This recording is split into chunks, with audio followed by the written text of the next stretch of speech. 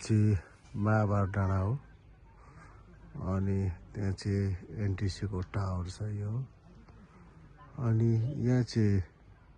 park यो चाहिँ महाभारत डाँडाको रेन्ज हो अनि त्यहाँनिर चाहिँ तपाईको बेटारको यो रेन्ज हो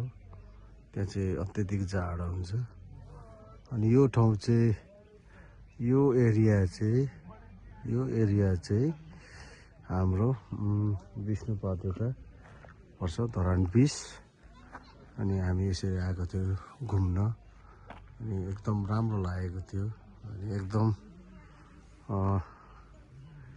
राम्रो छ नेचर एकदम सुन्दर छ अनि तपाईहरु पनि आउन सक्नुहुन्छ अनि बाटो चाहिँ यो हो तपाईहरु बाइकमा पनि आउन सक्नुहुन्छ पिकअपमा पनि आउन सक्नुहुन्छ हुँदै अनि तपाईको यो घरमुनिबाट फेरि माथि बाटो छ अनि माथि फेरि छ अनि माथि चाहिँ होमस्टे पनि छ अनि तपाईहरुले भ्यू गर्न सक्नुहुन्छ आउन सक्नुहुन्छ अनि तपाईको चिन्डे डाँडा चाहिँ तपाईको यो रेन्जमा पर्छ देख्न सक्नुहुन्छ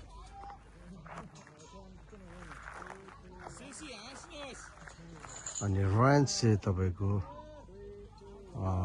एरिया यो पर्छ त्यो एरिया चाहिँ तपाईको